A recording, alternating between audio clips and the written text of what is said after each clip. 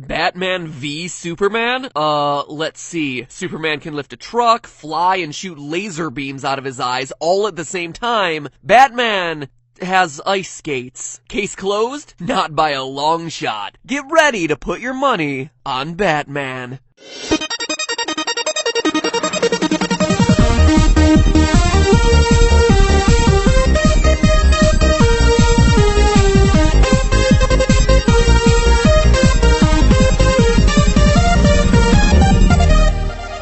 Hello, Internet! Welcome to Film Theory, where today we're looking at the most absurd matchup of 2016. No, I'm not talking about the election, we're talking about Batman vs. Superman. Now, I'm sure I wasn't the only one to see the title Batman v Superman and just start laughing. I mean, seriously, how can anyone, let alone a regular human, beat an all-powerful alien with a seemingly limitless set of abilities? Even Screw Attack's Death Battle concluded that anime's #1 hero Goku, an unstoppable fighting machine able to fuse with other fighters, channel the energy of the entire universe, and literally become a god, would lose in a fight against the all-American hero. And they came to that same result not once, but twice. Even with Goku having the most powerful item in existence at his side, the comment section wanting him to win. Nothing beats that! So what chance does Batman have in a battle like that? Forget Batman v Superman, a more accurate title would be Superman wins the end. There, I just saved you $20 on movie tickets. You're welcome. But hold on, before you go out and spend that money to see Deadpool a 6th time, sure, Vegas may put the odds at 1,000 to 1 in favor of Superman, but what if I told you that despite the odds, Batman, with the help of some science, could very easily win this fight? That's right, I'm putting all my money on the old emotionally unstable guy in a leather costume and ridiculous voice.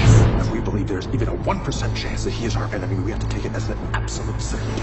And no, we're not talking about kryptonite. Everyone knows that magical rock is Superman's only weakness. Exposed to kryptonite, Superman crumbles faster than a moviegoer watching Jiggly. But we're making this a fair and realistic fight. No kryptonite involved. Like last episode when we killed off Deadpool, I'm gonna figure out a tangible, scientifically accurate way that Bruce Wayne, as a normal human, could defeat an unstoppable alien comic book figure. So where do we start? Well, in the words of Sun Tzu, know the enemy. Which means we need to know what makes Superman so super. Since we're talking about the Batman v Superman, we have to go by the explanation provided to us by Man of Steel. As we learn from hologram Russell Crowe in the movie, he's not innately powerful. It's Earth that gives him all his amazing abilities. He'll be a god to them. In fact, on Krypton, his home world, Superman wouldn't have any powers at all. Superman gains his powers on Earth through the planet's weakened gravity and its stronger sun relative to Krypton. Earth's sun is younger and brighter than Krypton's was.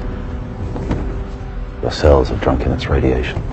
Earth's gravity is weaker, yet its atmosphere is more nourishing.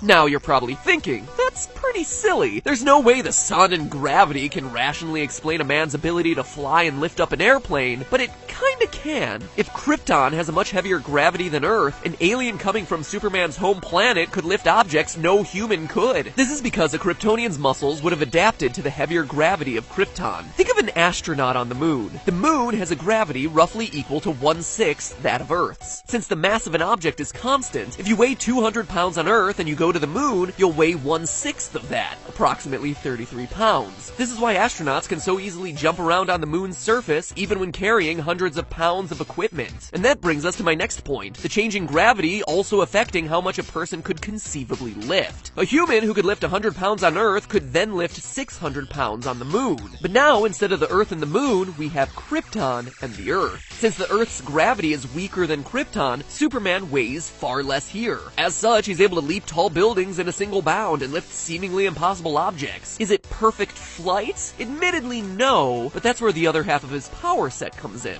The sun. When it comes to the sun, Superman draws his powers just like any normal plant does. The light from the sun that reaches the Earth is composed mostly of non-ionizing radiation. What's that mean? Well, this radiation doesn't carry enough energy to ionize or steal electrons from atoms and molecules. It has enough energy to excite atoms, but doesn't change their charge. Think of non-ionizing radiation as an easy listening rock station. It's like the Eagles of radiation. Compare that to ionizing radiation, the Black Sabbath of radiation, carrying enough hard rock energy to rip electrons off of atoms and molecules. Ionizing radiation is the reason you wear lead vests when you get your x-rays done, and it's the type of radiation that everyone worries about when talking about nuclear reactors. This stuff is the dangerous stuff. Anyway, knowing that, we can now have more insight into how Superman's powers work. During photosynthesis, plants soak up non-ionizing rays, the healthy ones, and convert them into chemical energy. This energy is then used to fuel the plant's growth. Superman does the exact same thing, storing up non-ionizing rays from the sun and converting it into energy. Normal humans get vitamin D and a tan from the sun. Superman gets super speed and laser vision. The world is an unfair place. This also begs the question, why is Superman's Fortress of Solitude in the Arctic? A part of the world that gets significantly less light than like 99% of the globe. Not a great plan. Superman may be strong, but he's not bright. If he was smarter, the Fortress of Solitude would be in like the Bahamas or something, and it would be called like the Tiki Hut of Solitude. Make it happen, DC. In short, without the Earth's gravity and sunlight, Superman just becomes man, I guess. What?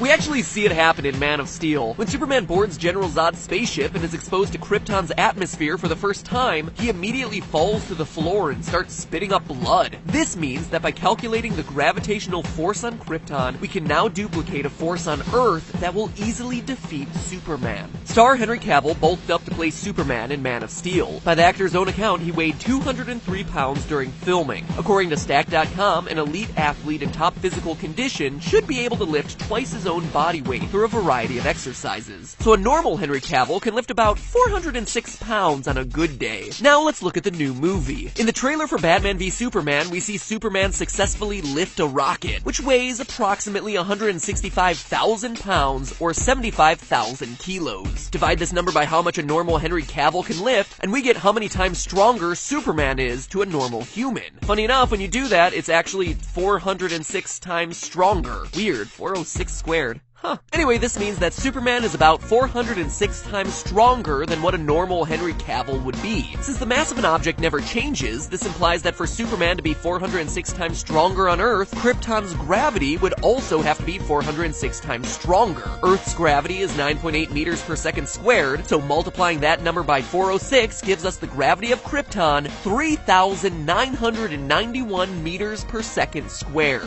That's insane. Our own sun has a gravitational force of 274 meters per second squared. Thus, in order to replicate Krypton's gravity, you would need to create a force 14 times greater than that of the sun. No wonder Superman is super. It's also no wonder Zod's plan to terraform Earth failed. Looks like some kind of gravity weapon. It's working in tandem with their ship. Somehow they're increasing the Earth's mass, clouding the atmosphere with particulates. Oh my God. The terraforming.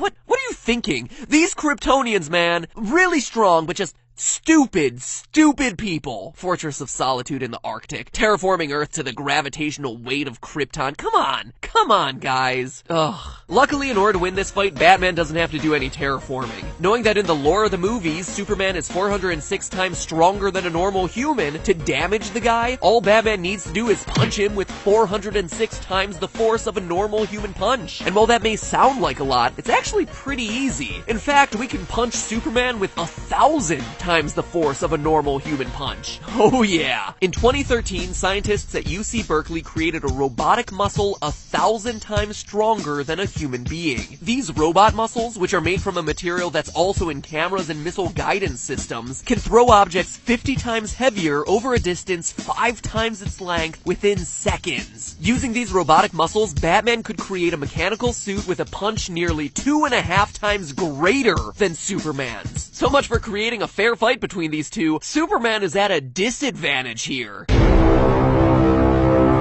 That scene from the trailer? Oh yeah, that's entirely plausible. Superman should be scared. But Batman doesn't stop there. He ain't gonna fight fair. He's the Dark Knight. Bruce would figure out a way to tip the balance in his favor. Sure, robotic armor 1,000 times greater than a human should be enough to knock out the so-called Man of Steel, but Batman doesn't want to take any chances in this fight. He would want to weaken Superman. And he could do that through the other half of Superman's power source, the sun. No, Batman isn't gonna block out the sun, that'd be stupid. But he can use ionizing radiation. Remember, Superman drinks up non-ionizing radiation like a plant to fuel his powers. That's the safe stuff. But on Earth, ionizing radiation is pretty easy to come by. X-rays, nuclear power plants, radon, and as we all know, it's dangerous. Exposure to ionizing radiation results in mutation, radiation sickness, cancer, even death. If Superman is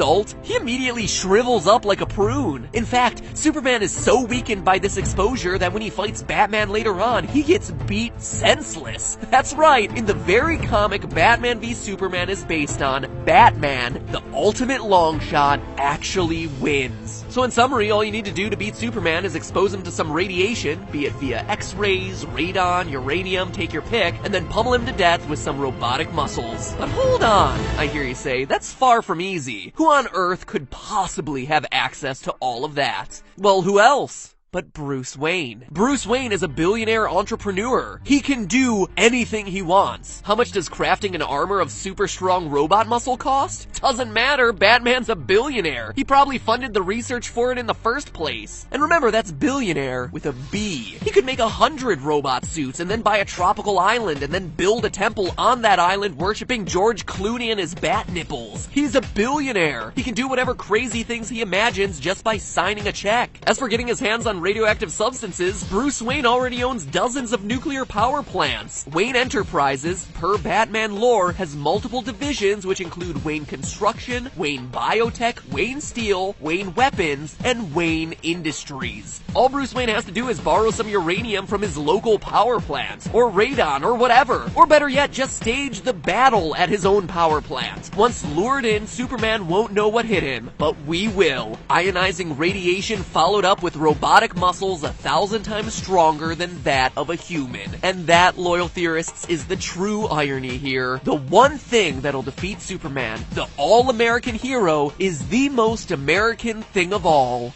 Capitalism. The green substance Superman should be worried about ain't kryptonite, it's the almighty dollar. But hey, that's just a theory. A film theory. And cut. Want to see more theories about all your favorite superheroes? Punch that subscribe button with the force of 1,000 suns. And while you're at it, if you're craving more superhero action, check out Wisecrack and their new video exploring the hidden meaning in Pixar's The Incredibles. You know, for as much as I like this movie, I always got a weird vibe from it. And it looks like they did too. The greatest people in the world are only great through their blood. Hard work does not make you great. Is that really what the movie's trying to tell us? Well, my friends over at the Wisecrack channel are looking to see whether there's actually any validity to that claim. The guys over there have a bunch of smart, funny videos that aim to open your mind about your favorite movies, video games, TV shows, books. Any way you slice it, if you like this channel, chances are you're gonna like theirs, so I recommend going on over and showing them some love. And speaking of Disney movies with questionable themes, Zootopia? Oh yeah,